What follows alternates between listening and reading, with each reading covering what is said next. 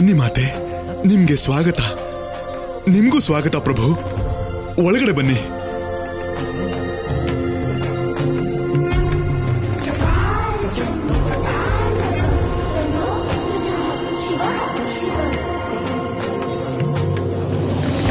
ಏನ್ ಹೇಳ್ತಾ ಇದೆಯಾ ದೋತಾಸುರ? ಪಾರ್ವತಿ ಅನಸೂಯ ಮನೆಯಿಂದ ಹೊರಟು ಹೋದ್ಲಾ? ಇಲ್ಲ ಅಸುರ ರಾಜ, ಹೋಗಿದ್ದಲ್ಲ, ಕಳಿಸಿದ್ದು. ಸತಿ ಅನಸೂಯ ಅವಮಾನ ಮಾಡಿ ಅವರನ್ನ ಅವರ ಮನೆಗೆ ಕಳಿಸಿದ್ದು. ಕೊನೆಗೂ ಹಾಗೆ ಆಯ್ತು ಮಹಾರಾಜ. ಪುನರ್ ಮೂಷಿಕೋ ಭವ. ಇದು ಶುಭ ಸಮಾಚಾರ. ನೀನಿನ್ ಹೋಗ್ಬೋದು.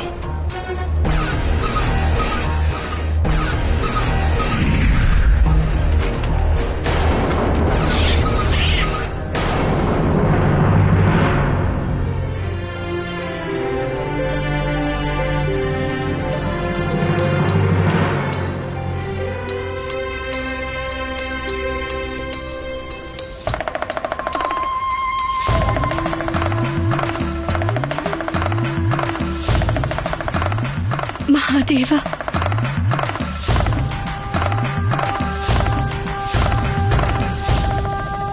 ನಮ್ಮ ಮಧ್ಯೆ ಇರೋ ಈ ಅಂತರ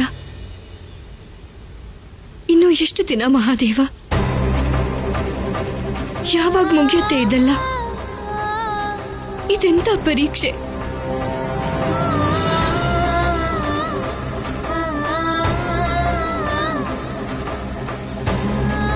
ಮಹಾದೇವ,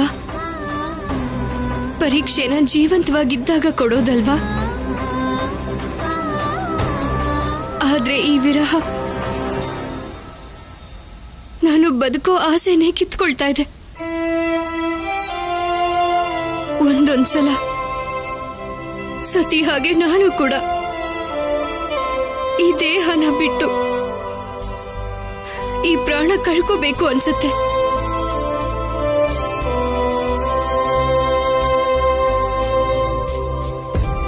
ಅದರ ಜೊತೆಗೆ ಕಣ ಕಣದಲ್ಲೂ ಜೀವಂತವಾಗಿರೋ ನನ್ನ ಮಹಾದೇವನಲ್ಲಿ ಲೀನವಾಗಬೇಕು ಅನ್ನಿಸ್ತಿದೆ. ಸಾಕಾರದಿಂದ ನಿರಾಕಾರ ಆಗ್ಬೇಕು. ಆದ್ರೆ ಜಗತ್ತಿನ ಒಳಿತಿಗೋಸ್ಕರ ನಾನು ಸುಮ್ಮನಾಗ್ತೀನಿ ಮಹಾದೇವ. ನಾನೇನ್ ಮಾಡ್ಲಿ? ನಾನೇ ಈ ಜಗತ್ತಿಂದ ದೂರ ಆದ್ರೆ ಮಹಾಪ್ರಳಯ ಆಗೋಗತ್ತೆ. ನಿಮಗ್ ಗೊತ್ತಾ ಮಹಾದೇವ, ನೀವಿಲ್ಲದೆ ಜವಾಬ್ದಾರಿಗಳನ್ನ ನಿಭಾಯಿಸೋದು ನನಗೆಷ್ಟು ಕಷ್ಟ ಆಗ್ತಿದೆ ಅಂತ. ನನ್ನಿಂದ ಈ ಕ್ರೂರ ರೀತಿನ ಸಹಿಸೋದಕ್ಕಾಗ್ತಿಲ್ಲ ಮಹಾದೇವ, ಆಗ್ತಿಲ್ಲ. ನನಗೊಂದು ಸಮಯ ಕೊಡಿ. ನಾವು ಒಂದಾಗೋ ಸಮಯ ಯಾವುದು ಅಂತ ಹೇಳಿ ಮಹಾದೇವ. ಇನ್ನು ಎಲ್ಲಿವರೆಗೂ ನಾವಿಬ್ರು ಹೀಗೆ ಒಂದಾಗಿ ದೂರ ಆಗ್ಬೇಕಾಗಿದೆ? ಹೇಳಿ.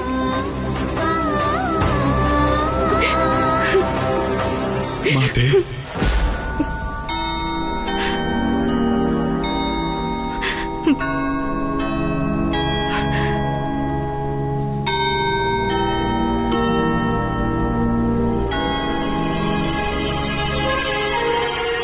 ನಂದಿ, ಮಹಾದೇವ ಎಲ್ಲಿ ಹೋದ್ರು?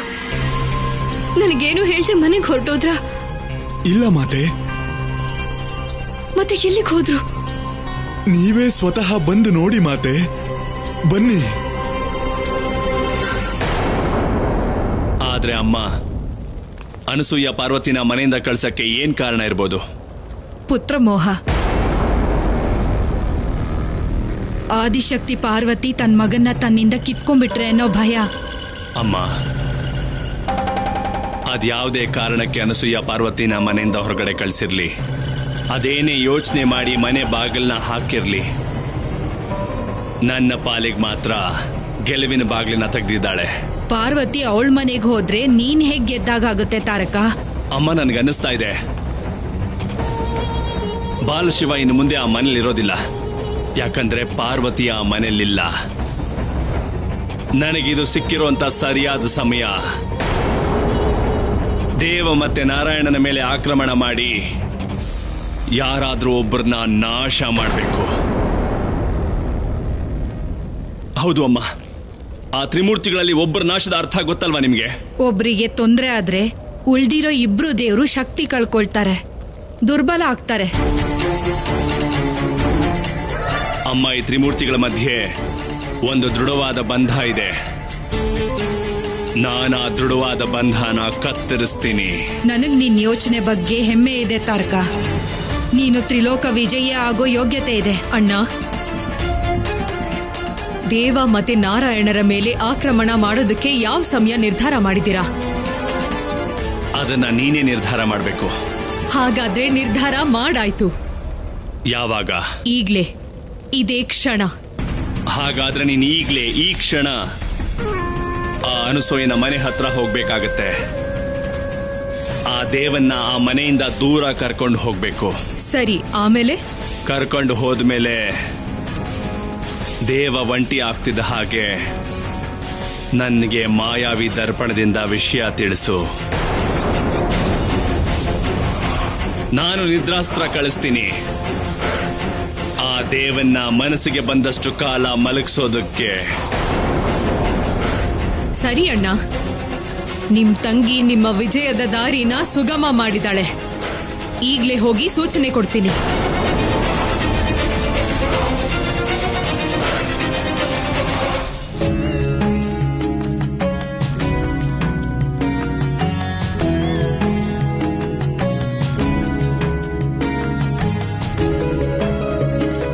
ಪಾಯಸಕ್ಕೆ ಬೆಲ್ಲನ ಕುದಿತಿರೋ ಹಾಲಿಗೆ ಹಾಕಬಾರ್ದು. ಹಾಲು ಒಡೆದೋಗುತ್ತೆ, ಪಾಯಸ ರುಚಿಯಾಗಿರೋದಿಲ್ಲ. ನಿಮ್ಗೆ ಪಾಕವಿದ್ಯೆ ಜ್ಞಾನ ಕೂಡ ಇದೆಯಾ? ಅಮ್ಮನಿಂದ ಕಲ್ತಿದ್ದನ್ನ ನಾನು ಬೇರೆಯವ್ರಿಗೂ ಹೇಳ್ಕೊಡ್ತೀನಿ.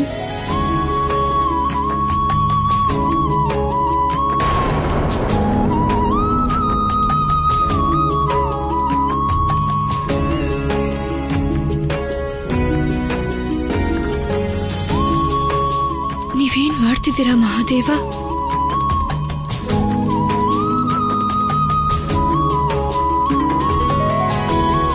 ನೀವ್ಯಾಕೆ ಅಡ್ಗೆ ಮಾಡ್ತಿದ್ದೀರಾ ಗೆಳೆಯ?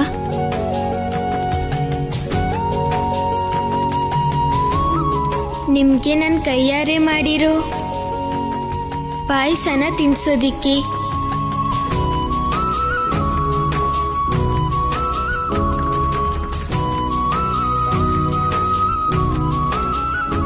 ನಾನಿರುವಾಗ ನೀವ್ ಅಡ್ಗೆ ಮಾಡೋದಾ?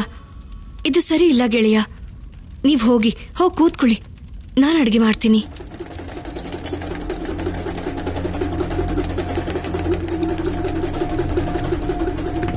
ಆದ್ರೆ ಗೆಳತಿ, ಅಡ್ಗೆ ಹಸುವಿಗೆ ಸಂಬಂಧಪಟ್ಟಿರೋದು. ಜಾತಿ, ವರ್ಣ, ವಂಶ ಅಥವಾ ಕುಲಕ್ಕಲ್ಲ. ಹಸುವು ಎಲ್ರಿಗೂ ಆಗುತ್ತೆ ಅಲ್ವಾ? ಊಟದಿಂದ ಹಸುವು ಶಾಂತಿಯಾಗತ್ತೆ. ಹಾಗಾಗಿ ನಾನು ಅಮ್ಮ ಅಡ್ಗೆ ಮಾಡೋದನ್ನ ನೋಡಿ ಅಡ್ಗೆ ಮಾಡೋದನ್ನ ಕಲ್ತಿದ್ದೀನಿ. ಇವತ್ತು ಅವಕಾಶ ಸಿಕ್ಕಿದೆ, ಅದಕ್ಕೆ ಪ್ರಯೋಗ ಮಾಡ್ತಿದ್ದೀನಿ.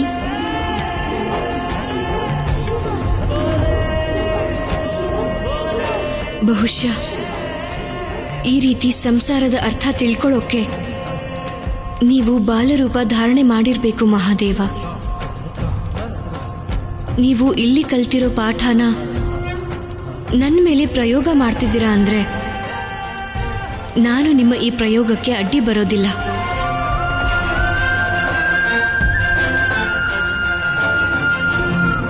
ನಾನೇನಾದ್ರೂ ತಪ್ಪಾಗಿ ಮಾತಾಡಿದ್ನ ಗೆಳತಿ? ಇಲ್ಲ ಗೆಳೆಯ. ಹಾಗಾದ್ರೆ ನೀವ್ ಯಾಕೆ ಹೀಗೆ ಸುಮ್ಮನೆ ನಿಂತ್ಕೊಂಡ್ರಿ? ನಾನ್ ಸುಮ್ಮನಾಗಿದ್ದು ಸಂತೋಷ ಆಗಿದ್ದ ಕಾರಣಕ್ಕೆ ಗೆಳೆಯ. ಯಾಕೆ ಸಂತೋಷ ಆಯ್ತು? ನೀವ್ ಮಾಡಿರೋ ಅಡ್ಗೆನ ತಿನ್ನೋದಕ್ಕೆ ಸಂತೋಷ.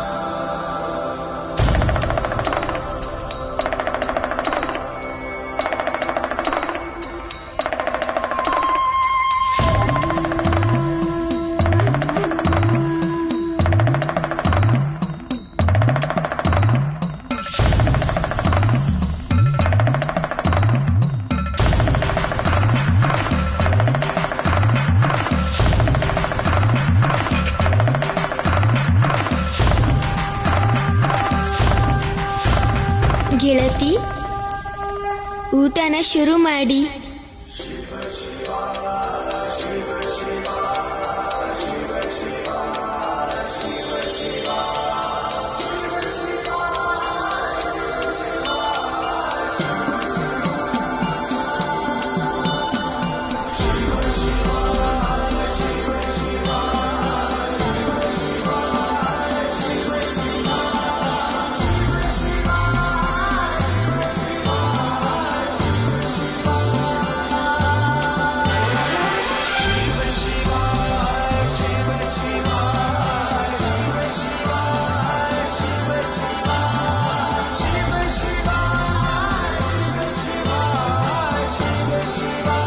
ಊಟ ಹೇಗಿದೆ ಗೆಳತಿ?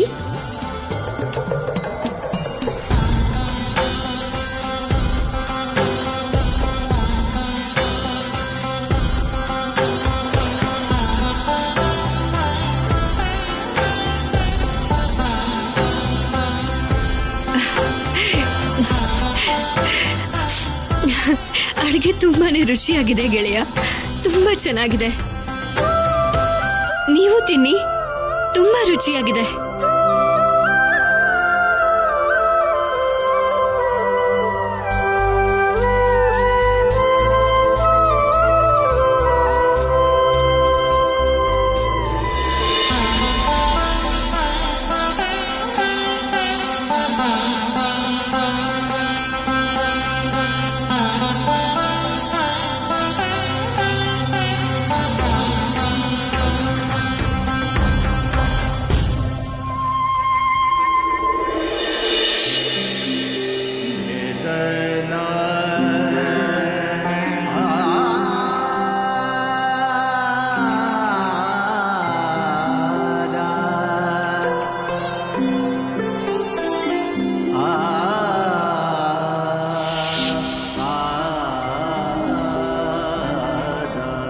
ಗೆಳತಿ, ಇವತ್ತಿನ ದಿನ ನೆನಪಲ್ಲಿ ಯಾವಾಗ್ಲೂ ಹೀಗೆ ಇರುತ್ತೆ. ಏನಾದ್ರೂ ವಿಶೇಷ ಇದೆಯಾ ಗೆಳೆಯ? ಇದು ಮೊದಲನೇ ಸಲ ನಾನು ನನ್ನ ಅಮ್ಮ ಊಟ ಮಾಡೋ ಮೊದಲೇ ಊಟ ಮಾಡ್ತಾ ಇರೋದು.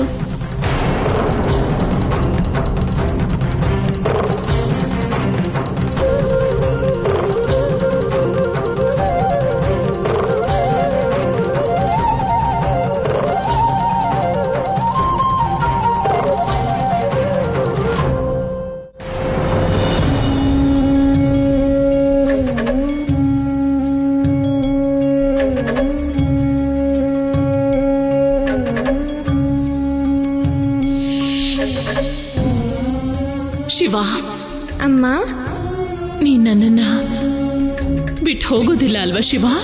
ಇಲ್ಲ ಅಮ್ಮ, ನಾನು ನಿಮ್ ಜೊತೆಲೇ ಇರ್ತೀನಿ, ಮತ್ತೆ ಯಾವತ್ತೂ ಎಲ್ಲಿಗೂ ಹೋಗಲ್ಲ.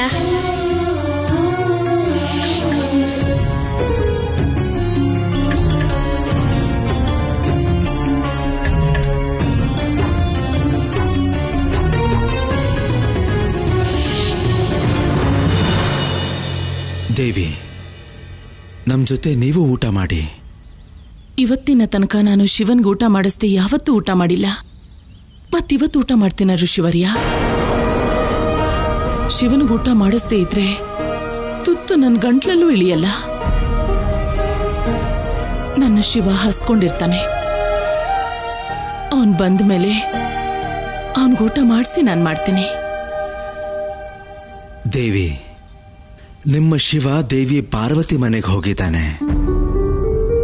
ನಿಜವಾಗ್ಲೂ ದೇವಿ ಪಾರ್ವತಿ ನಿಮ್ಮ ಮಗನಿಗೆ ತಿನ್ನೋದಕ್ಕೆ ಕುಡಿಯೋದಕ್ಕೆ ಏನು ಕೊಡದೆ ಹಾಗೆ ಕಳಿಸ್ತಾರೆ ಅಂತ ಅನ್ಸುತ್ತಾ? ನೀವು ಸುಮ್ಮನೆ ಯೋಚನೆ ಮಾಡೋದನ್ನ ಬಿಟ್ಟುಬಿಡಿ ದೇವಿ, ಊಟ ಮಾಡಿ.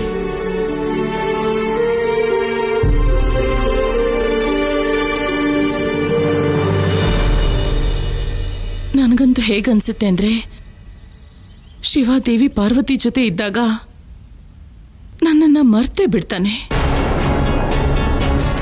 ದೇವಿ ಪಾರ್ವತಿ ಅವನಿಗೆ ತಿನ್ನಿಸ್ಲಿ ಬಿಡ್ಲಿ, ಅವನಲ್ಲಿ ಊಟ ಮಾಡೇ ಮಾಡ್ತಾನೆ. ಬಂದು ನನಗೆ ಹೇಳ್ತಾನೆ, ಅಮ್ಮ. ದೇವಿ, ಒಂದೊಂದ್ಸಲ ನಾವು ನಮ್ಮ ದುಃಖನ ಮರೆತು ಬೇರೆಯವರ ದುಃಖನ ನೋಡಿ ಅರ್ಥ ಮಾಡ್ಕೊಳ್ಳೋ ಪ್ರಯತ್ನ ಮಾಡಬೇಕಾಗತ್ತೆ.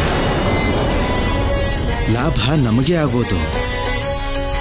ಆಗ ನಮಗೆ ನಮ್ಮ ದುಃಖ ಕಡಿಮೆ ಅನ್ಸೋದಕ್ಕೆ ಶುರು ಆಗುತ್ತೆ. ದೇವಿ, ನೀವ್ ಹೇಳ್ತಿರೋ ಈ ಮಾತು ಯಾರ ಬಗ್ಗೆ? ಮಹಾದೇವಿಯ ಬಗ್ಗೆ. ದೇವಿ ಪಾರ್ವತಿ ಮಹಾದೇವನ ಅರ್ಧಾಂಗಿ, ಜೀವನ ಸಂಗಾತಿ. ಸೃಷ್ಟಿ ಪ್ರಾರಂಭ ಆದಾಗಿನಿಂದ ಒಬ್ರಿಗೊಬ್ರು ಜೊತೆಯಾಗಿದ್ದಾರೆ. ಅವರು ಅವಿಭಾಜ್ಯ ಅಂಗ ಆಗಿದ್ದಾರೆ. ನೀವೇ ಯೋಚನೆ ಮಾಡಿ. ಈಗ ದೇವಿ ಪಾರ್ವತಿ ನೋಡ್ತಾ ಇರ್ತಾರೆ, ನಿಮ್ಮ ಶಿವ ಅವರಿಗಿಂತ ಹೆಚ್ಚು ಮಹತ್ವನ ನಿಮಗೆ ಕೊಡ್ತಾನೆ, ನಿಮ್ಮನ್ನ ಅಷ್ಟು ಪ್ರೀತಿಸ್ತಾನೆ. ಹೀಗಿರುವಾಗ ನೀವೇ ಹೇಳಿ, ಅವ್ರ ಹೃದಯಕ್ಕೆ ಹೇಗಾಗಿರ್ಬೇಡ? ಇದನ್ನೆಲ್ಲ ನೋಡಿ ಎಷ್ಟು ನೋವಾಗ್ತಿರ್ಬೇಡ ಅವರಿಗೆ? ಅಲ್ಲದೆ ಈ ಪ್ರತ್ಯಕ್ಷ ಸತ್ಯನಂತೂ ನೀವು ಒಪ್ಕೊಳ್ಳದೆ ಇರೋದಕ್ಕಾಗೋದಿಲ್ಲ ಅಲ್ವಾ ದೇವಿ? ಈಗ ದೇವಿ ಅನ್ನಪೂರ್ಣೆ ಸ್ಮರಣೆ ಮಾಡಿ ಬೇಗ ಊಟ ಮಾಡೋದಕ್ಕೆ ಶುರು ಮಾಡಿ.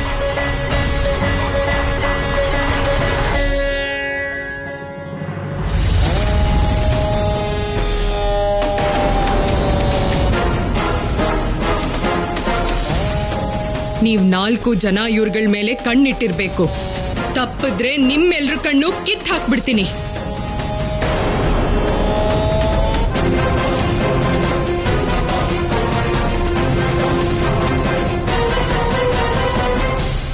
ರಾಜ್ಕುಮಾರಿ ಅಜಮುಖಿ, ನೀವ್ ಅಪ್ಪಣೆ ಕೊಟ್ರೆ ನಾನ್ ಹೋಗಿ ದೇವನ ಅಪಹರಿಸ್ಲಾ? ಮೂರ್ಖಿ, ದೇವನ ಅಪಹರಣ ಮಾಡೋದಲ್ಲ, ಅವನನ್ನ ಇವ್ರ ಎಲ್ಲರಿಂದನೂ ದೂರ ಕರ್ಕೊಂಡು ಹೋಗ್ಬೇಕು.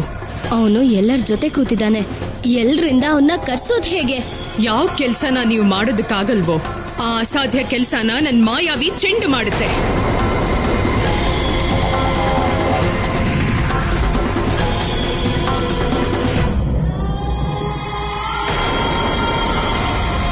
ಹೋಗು ಮಾಯಾವಿ ಚೆಂಡೆ, ಹೋಗಿ ದೇವನ್ನ ಆಕರ್ಷಣೆ ಮಾಡು, ಮತ್ತವನನ್ನ ಹೊರಗಡೆ ಕರ್ಕೊಂಡ್ ಬಾ.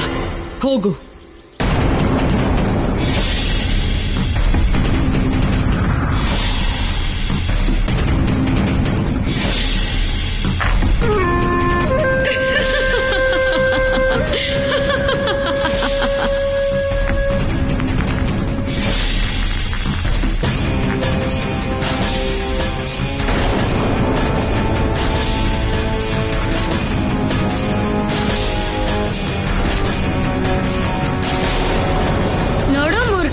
ಸಹೋದರ ನಾರಾಯಣ,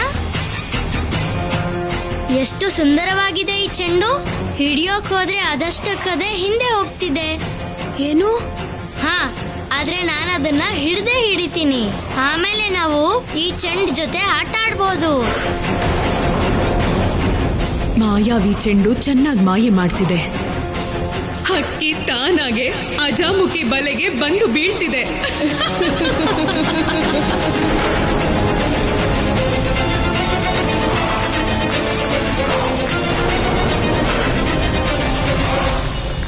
ಅರೆ ದೇವಾ, ನೀನ್ ಇದೇನ್ ಮಾಡ್ತಿದ್ಯಾ? ಎಲ್ರೂ ಈ ಚೆಂಡನ್ನ ನೋಡಿ ಎಲ್ಲಿಂದ ಬಂದಿದ್ಯೋ ಗೊತ್ತಿಲ್ಲ. ಬಂದ್ರೆ ಬರ್ಲಿ ಬಿಡು, ನೀನ್ ಬಂದ್ ಕುತ್ಕೊಂಡು ಅಭ್ಯಾಸ ಮುಂದುವರ್ಸು. ಈ ಸಲ ಅಮ್ಮ ನೋಡಿದ್ರೆ ಕಠೋರವಾದ ಶಿಕ್ಷೆ ಕೊಡ್ತಾರೆ. ಇದನ್ ಹೇಳಿದಾದ್ಮೇಲೆ ಅಭ್ಯಾಸ ಮಾಡ್ತೀನಿ. ನೋಡಿ, ಇಲ್ಲಿ ನೋಡಿ, ಅದಷ್ಟಕ್ಕದೆ ಹಿಂದೆ ಹೋಗ್ತಾ ಇದೆ.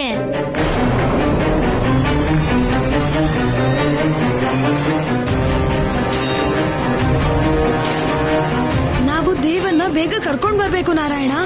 ಇಲ್ದಿದ್ರೆ ಇದೇ ವಿಷಯಕ್ಕೆ ಮತ್ತೆ ಅಮ್ಮಂಗೆ ಕೋಪ ಬರುತ್ತೆ.